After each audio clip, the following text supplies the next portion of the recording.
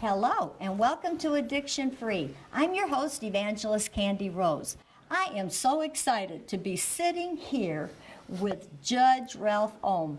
You know, he is the district judge for Garland County, the district court judge for Garland County. And he has sent quite a few people to faith-based recovery. He believes in it. Now he also sends them to another place, but his heart is for faith-based because he has seen tremendous results. Matter of fact, you're going to be hearing from a few of the ladies that he has sent and how now they have went on and have successful careers and their lives have been restored. So I'm going to let Judge Ralph talk to you here about what's happening here in this court and what's been going on with some of the people that he has sent to faith-based recovery. Well, thank you very much, Kandi. To begin with, I have been the district court judge here in Hot Springs in Garland County for just over almost 19 years. January 1 will be 19 years. And I will tell you, after a while, you do get tired of just putting people in jail and making them pay fines. And it got to be somewhat mundane, and I had actually decided not to run again. And then I had a lady show up in my court who I had known, who I had actually taught at National Park Community College when I taught there, criminal law and criminal justice, which was before I became a judge, who showed up in my court who had some real problems. In fact, I remember asking her if she ever completed her associate's degree at National Park and learned that not only did she complete her associate's, she completed her bachelor's, and I'm pretty sure she went on and got her master's and was actually teaching at Central High and was doing a lot of stuff, but met a guy who introduced her to cocaine, and it just totally ruined her life. And so that was my first real exposure to the drug world. I mean, other than just to sentence people on drug charges. Yeah. And as a result of that, it just so happens there was a lady in the courtroom who I kind of knew. Her name was Miss Liz Breakbill, and she ran a program called Potter's Clay, which was a faith-based program, which was predominantly for women with battered issues. Yes. And so Liz happened to be here, and so I asked her if she would meet with this young lady, and I ended up ultimately court ordering this lady to go to a rehab program, and was absolutely shocked with the results and the change and the transformation. I tell people this all the time, unless you change the inside, the outside's not going to change. And so there's really only one way to change the inside, and that is a spirit. Jesus is clearly the answer to that. But rehab programs are designed not necessarily to convert people. Rehab programs are designed to change attitudes, change actions, and change results, and to reconnect relationships, because as great as the church is, it's really not about buildings and places and things. It's about relationships. Yes. Relationships with Christ, relationships with family, relationship with friends, relationships with each other. And so the faith-based rehab programs really stress the importance of relationships and building the bridges and rebuilding bridges that you have destroyed because of your addictions and issues. In fact, I have a program just for family members of addiction. In fact, it's called Families in Addiction. Okay. And that program, and if you are if you happen to be listening and you live in Hot Springs or in Garland County, it's not just the person that has the issue that is the real problem. That problem translates all across the gamut. And so we actually have a program for family members in which addicts are not welcome. They don't go to that program, strictly for family members, because it has become such a big issue outside of the addiction. Yes. And so bottom line is, we started with seeing some results here, and I will tell you that this person really opened my eyes. And in fact, once I saw that, then I started looking for opportunities, and the opportunities are everywhere. So once I started seeing because I started implementing a drug court, and this was probably right at 11 years ago, give or take a little bit. And once I started seeing what we could do with changing lives, I decided to stay. And so the only reason I really stay here is because of my drug court. And then we have a DWI court that Judge Schweitzer runs, and those are people who have DWIs, who have alcohol issues usually. My court generally deals with people who have they can have alcohol, but mainly drug type related issues. And so consequently, it works really well. I meet with everybody about once a month, give them the chance to show me how good they're doing, and they love doing that. And frankly, I love seeing it. That's rewarding, isn't it? I mean, I've had yes, it is. It is. It's very, in fact, that's what makes it worthwhile. Yes. I've had people bring me crosses as thank you. I've had people sing in my courtroom. In fact, I'm looking at one right now. And I've had people who have gone on to do these great things. In fact, we've actually hired people who have come through our drug programs to work with the court. That's wonderful. One thing I have learned is most people who have an addiction problem, if you take the drugs out of them, they're really pretty good people. Yes, yes. But the drugs tend to cloud the thinking process. That's right. They do things they wouldn't normally do. That's a real long answer. Yeah. But the reality is faith-based works. Yes. I mean, it works. I see it work every day. Now, some people just are not ready for faith-based. Some people are resistant to faith-based, so I use non-faith-based as well. Yes. I have a great relationship with Qualpaw here locally and with Levi, but I tend to favor faith-based for a variety of reasons. I like the way the programs are set up. That's wonderful. Wow. The next person I'd like for you to get to know is a very, very good friend of mine, and this would be Lisa Washington. Fast forward a while, and there's this lady sitting in my courtroom, and keep in mind, at this point, I'm ready to quit being a judge anyway. I'm thinking God's made a mistake by putting me in this position because I'm miserable. And so I've been doing it for about, about 8 years, I guess, at that point. And there's this lady sitting in my courtroom against the wall, asleep. And she's got on a do-rag. She's got on parachute pants that are lime green. She's got the biggest bag I've ever seen in my life, and she's sound asleep in my courtroom. And so we get through with court. And I asked my bailiff, find out who this is and why she's here. And it turns out it is Miss Washington. And Miss Washington did something about 3 O's in a row, and you win at tic-tac-toe, and she was at Oasis on Washita and thought about Judge Owen, which gave her the 3 O's in a row. And so she decided to come up here to court, which is not just less than a block away from where she was at, to see if I could help her, because Lisa, when I first saw her, I did not recognize her, not even kind of, sort of. And so I asked her name, and as soon as she told me her name, I knew immediately who I was talking to, because she was such a great student. I remembered her. And so I did ask if she did, in fact, get her associate's degree, and she told me she did. And I asked her if she got her bachelor's, and she did. And I thought you got your master's, yes. And I asked her if she got her master's, and she went on to say she got her master's degree, and that she was teaching at Central for a while, and teaching at Philander Smith, as I recall, or some other place. And I'm looking at her thinking, what in the world happened? How do you go from being this wonderful student, teacher, involved in the community, to being this lady who was clearly a mess? One of the biggest messes I'd ever seen up to that point, or ever paid attention to anyway. And she told me that she was contemplating suicide, and that she needed help. She also told me that she met a guy who introduced her to cocaine, and that as a result of that, she just blew it all off. And so bottom line is, I remember asking my clerk, in fact, I know you think I just do this all the time. I really don't create charges all the time, but it seems like the ones I do work. So anyway, we charged Lisa with disorderly or public intox or something stupid, but it was mainly to just get her in our program, which we didn't have a program at the time. I mean, just to get a hold of her, to spend her some.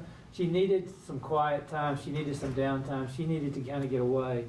And so I had my clerk escort her to the jail, actually. And in the process of them getting her to the jail, and I had no idea that Lisa had a note in her purse that said, "Thank you, world, but I've had enough. I'm leaving," and had this long knife in her purse. And my clerk was quick to point out that she really didn't appreciate me sending her to the jail with a defendant who had a knife and probably knew how to use it. And so we ended up getting, there was a lady in the courtroom that day named Liz Breakville. Miss Breakville happened to be here with somebody else, and so Miss Breakville ran a program called Potter's Clay. And so I asked Miss Breakville to meet with Lisa, and ended up sending Lisa to Potter's Clay right around Thanksgiving, which is about when this is being aired, or not aired, but videoed. But bottom line is that was about 11 years ago.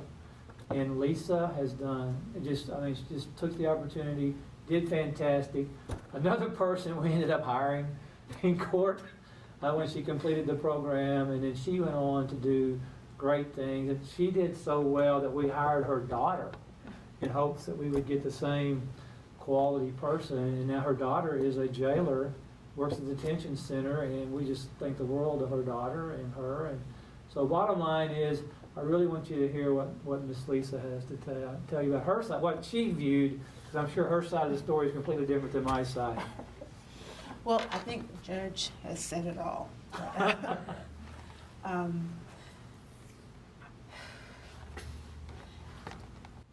I didn't know that being an addict or getting messed up around has no ethnic group, has no socioeconomic status. It doesn't matter your religion, doesn't matter your educational level. It's unbiased. I thought that going through life, this was just going to be a part of it. And to be able to quit, not quit, whatever, it would be my choice. No one ever told me that once you get started, it's like the enemy has a hold of you, and the hold gets tighter and tighter and tighter. Pretty soon you look up and you are shackled to guilt, hurt, shame. You can no longer see the joy and happiness in life. And when you are there at that point, you are there at the lowest. You're underneath the garbage and the filth. And that's where you think you belong at that point. And with no other options, no other way out, death is a welcome friend.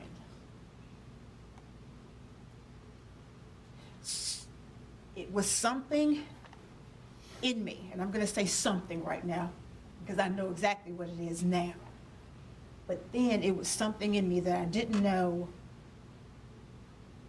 I knew I had one option. And God speaks to you in words and phrases in terms of how you can understand. And everything had to connect for me. I'm that person. And the 3 O's made that connection, because I was just going to walk in the street and get run over. And I've tried that before, walking on the interstate to try to get run over by 18-wheelers, and didn't work.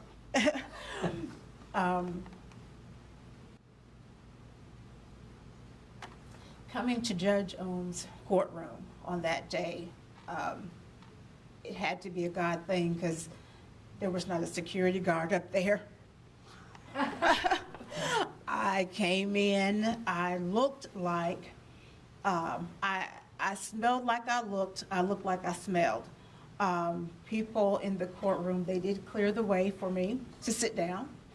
I had a big, huge knife in my jacket pocket, and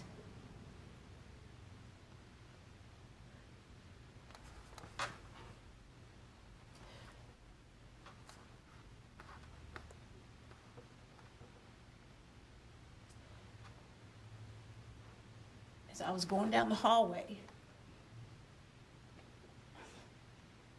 I didn't even know that he was here.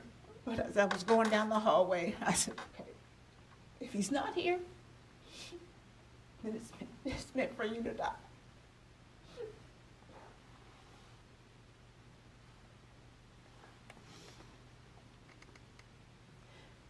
But if he is here, he'll be a hope. So I stood back in the back of the courtroom and I saw his face.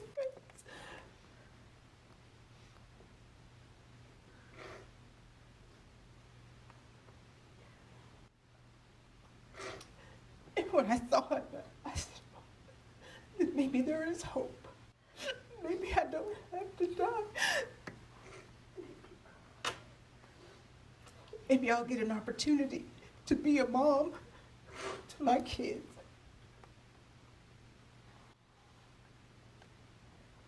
And so there was nothing and nobody that was going to stop me from at least talking to him. And after it was all over, I fell asleep. And so everybody was going out of the courtroom. And the guard comes over. He said, "Hey, do you have any business with the judge?" And I said, "Well, no." I said, "But I'd like to talk to him." He said, "No, you can't do that. You're going to have to leave." I said, "No, sir, I'm not going anywhere." The road has been too long and too hard for me to get to this point and just say, bye. So I got an opportunity to talk to the judge.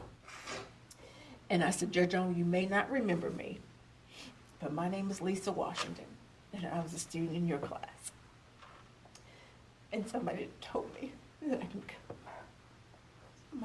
can come to you for help. But if you don't want to help me, then I understand." I didn't feel even worthy to even ask. But I said, "If you don't help me, I know I won't see tomorrow." I mean, the note was already written. It was a done deal. And so he said, he looked at me for a minute and paused. And he said, "Well, yes, Lisa, I do remember you. And I do believe you. And I'm going to help you." And then he said, "Take her across the street to jail." If you've ever heard a needle on a record player, that's exactly what that moment was like for me. I'm like, "Oh, wait, I didn't sign up for this. I don't need to go to jail. I want some help." I thought you were going to call somebody, a van was going to come, they, put me up in a nice warm bed or something, but, jail was not an option. I didn't think that. And so I voiced that that's not what I signed on for. He said, "This is the only way I know to keep you safe." Yeah. So his clerk did walk me across the street, and she did ask me, "You're not going to run, are you?" I said, "No, ma'am, I'm not going to run." So fast forward, I was blessed, truly blessed to see and meet individuals at Potter's Clay who they did.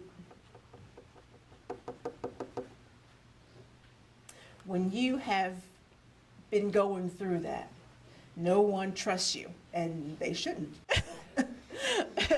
because your pockets will be picked clean. But I met individuals who brought me and didn't want anything from me.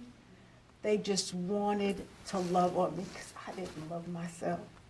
And I had forgotten what that level of compassion and love and hope, I forgot what that meant. And so they started planting these little seeds in me and taught me that it is okay.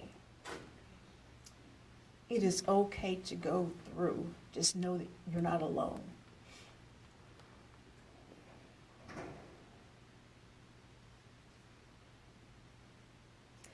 I knew all the right songs to sing. I knew the verses to say. I knew God. I knew God from a kid. But for whatever reason, life happens. And I got disconnected from that relationship with him. But here's the thing. He was still right there. When I walked away from him, he was still right there. And my verse is Psalm 27:13. It says, I would have lost heart unless I had seen the goodness of the Lord in the land of the living. Yeah. And I saw God in the land of the living. Amen. Through JoJo. Wow. Man, that is amazing. You know, I hadn't heard that story, actually. I mean, I knew my version of it, but I didn't know yours. And that is amazing. You know, and Lisa is a perfect example of John 10:10. The thief comes to kill, steal, and destroy. And drugs and alcohol and bad decisions are clearly, you know, the thief comes to kill. And that is, I see that over and over again, that people get to that point. But then I have come so that you may have life and have it to the full, is the other half of that verse. And once you connect to that half of the verse, then you end up with somebody here like Lisa, who not only fought the fight, but was successful with God's help and is now helping other people and doing all these incredible, wonderful things. It's amazing. This is why we do what we do, is to see the successful completion of God's work in Lisa's life. And God is so far not done in her life. Because it's amazing what her and Desiree and Cindy and all these other people will do. I just hope I get to live long enough to see all that they will accomplish in their lives. So. When these folks went into faith-based recovery and they stayed through the duration of the period and graduated, there was such a great success rate when they went all the way through it now and they truly gave their hearts to the Lord and made a commitment. That's when they found the total freedom, peace, and purpose. And so I just want to encourage you that if you're needing help, consider going into a faith-based recovery. You see, the higher power is Jesus Christ. I was in a treatment center myself years ago, but at least I was agnostic at the time. Wasn't sure if there was a God, but at least reading their book they had that talked about a higher power, and I came to believe maybe there really was a God. And of course, later on, when my mother led me to the Lord, I realized then Jesus is the higher power. And so ever since then, I've been so excited to want to tell people. I have my own television program called Addiction Free, and I interview people. I've interviewed probably 1,000 people or more telling about how Jesus has set them free. Many of them have went through faith-based recovery. And I myself was a former stripper and a prostitute and had a stripping business, and I had multiple addictions. But when I made a whole heart commitment to the Lord and being willing to leave the old life behind, just be willing. You be willing and mean it with your whole heart. The Holy Spirit, which has always been lacking in our life, will come in and give you the power, and you can live a free and joyous and life with purpose. So if you'd like that new life, just say this prayer with me now and mean it with your whole heart. Say, Jesus, forgive me of my sins.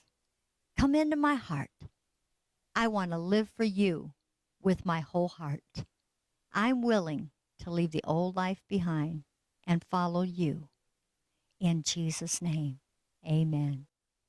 God bless you. Thank you for watching this, and tell others, because there are so many people dying every day from overdoses and committing suicide because they think there's no hope. But there is hope, and his name is Jesus. God bless you.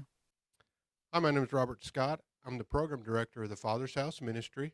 We are a Christian discipleship program for men and women located in Donaldson, Arkansas. What we are is a recovery ministry. We use the commands that God outlined for you in the Bible on how to live your life, and use that to help people assist and provide a drug, alcohol, and nicotine-free environment where people can learn and practice self-discipline. Like, it doesn't cost anything to come to our ministry, and we would love for you to get some information from us. Thank you. I just encourage, if you're struggling with any kind of addiction or you know someone in your family or someone, just maybe one layer of connection of a person removed from you, please proactively take the initiative to reach out to them and say, hey, I saw this program where, you know what, there's actually help, there's actually hope. We'll be happy to talk to you, happy to bring you in or talk to you about that loved one that needs to come in.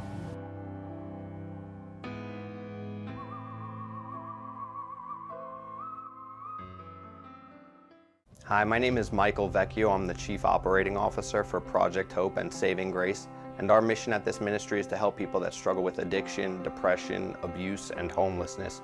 We offer 1 year of free residential care to them. They don't have to worry about having insurance or making monthly payments. Currently, we operate out of Texas and Florida, but we're able to help people nationwide.